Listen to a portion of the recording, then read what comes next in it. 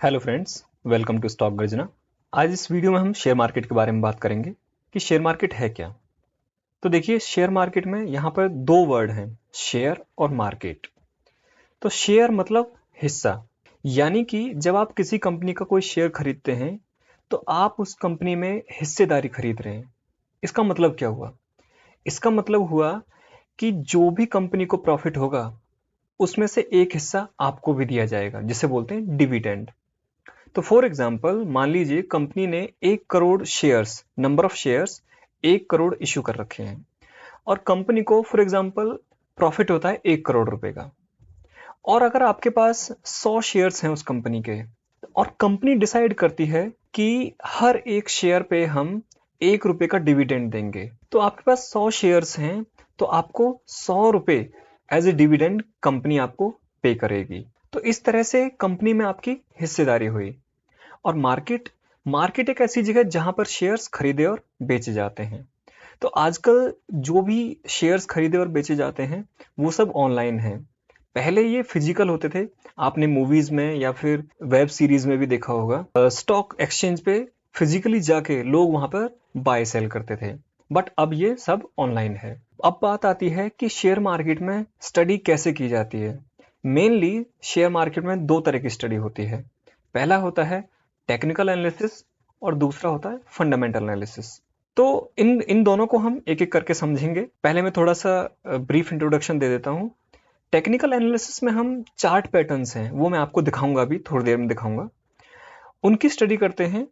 और जो past price movement रही है, जो पास्ट में प्राइस के एक्शंस रहे हैं, उनके बेसिस पे हम फ्यूचर में फोरकास्ट करते हैं कि किस तरह से प्राइस मूव करेगा। दूसरा है फंडामेंटल एनालिसिस। फंडामेंटल एनालिसिस में हम कंपनी की balance sheet, annual report, profit and loss statement, इनकी स्टडी करते हैं। और इसके बाद ओवरऑल इकोनॉमी, हमारी भारतीय इकोनॉमी वो कैसा परफॉर्म कर रही है उसके ऊपर डिपेंड करता है। और इसके बाद ग्लोबल लेवल पे क्या क्या इवेंट्स हो रहे हैं।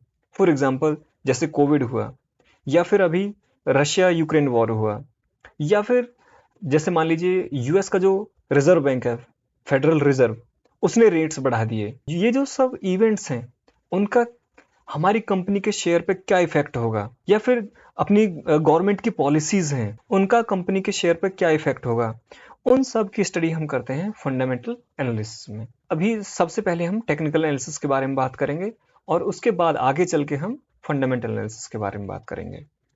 So what is technical analysis?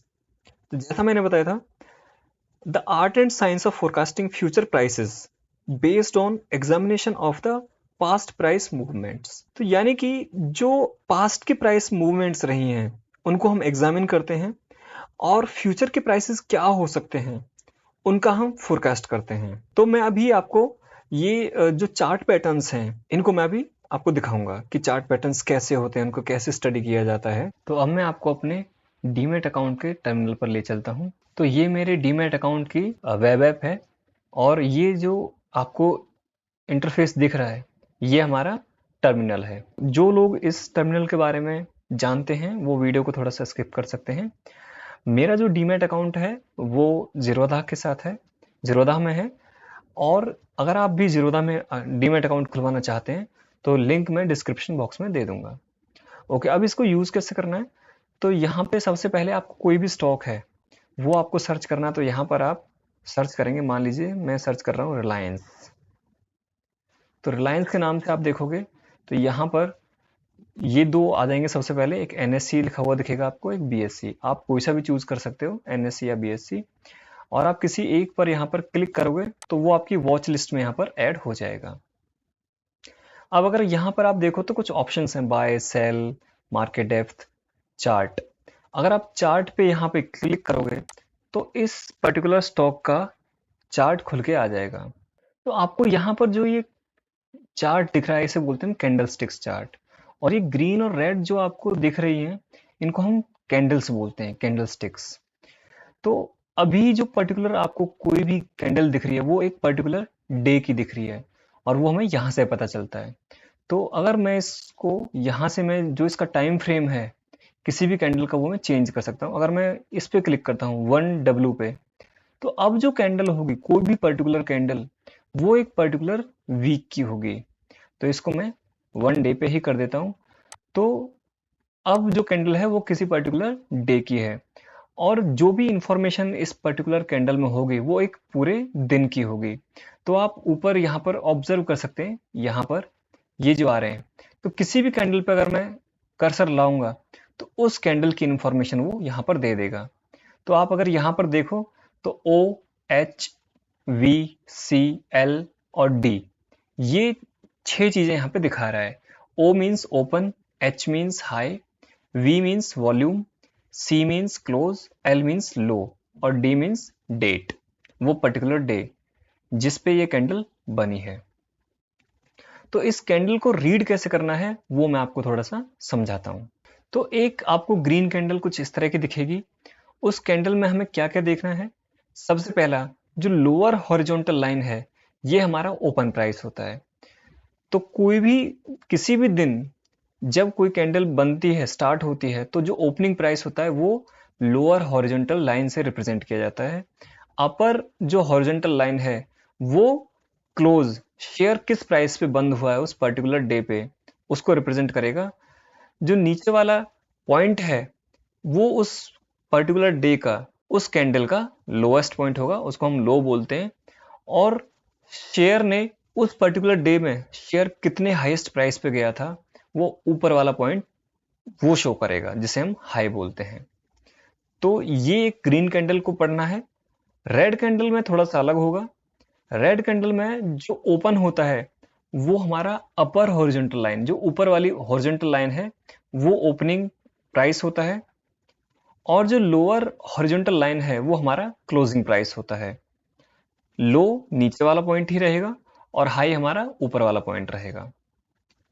अब ये जो सेंट्रल वर्टिकल लाइंस आपको दिख रही हैं ये हमारी शेडोज कहलाती हैं। ऊपर वाली हमारी अपर शेडो, लोअर वाली हमारी लोअर शेडो, और इनको हम टेल भी बोलते हैं, विक भी बोलते हैं। और ओपन और क्लोज के बीच में जो पार्ट है उसे हम उस पर्टिकुलर कैंडल की बॉडी बोलते हैं। वॉल्यूम, तो उस पर्टिकुलर डे पर कितने नंबर ऑफ शेयर्स ट्रेड हुए हैं वो हमारा वॉल्यूम होता है। अब यहाँ पर दो टर्म्स आती हैं, बुल्स एंड बियर्स। इसके बारे में आपने सुना भी होगा। तो बुल्स और बियर्स क्या होते हैं? बुल्स होते हैं जिनका व्यू ये होता है कि आज शेयर प्राइस ऊपर जाएगा, उनको हम बुल्स बोलते हैं। और जो लॉन्ग पोजीशन लेते हैं, लॉन्ग मतलब बाय की पोजीशन लेते हैं, उनको हम बुल्स बोलते हैं। बियर्स वो लोग जिनका व्यू होता है कि आज शेयर प्राइस नीचे जाएगा। तो ये मतलब होता है बुल्स और बियर्स का। अब किसी कैंडलस्टिक में सिग्नल्स को कैसे रीड करना है?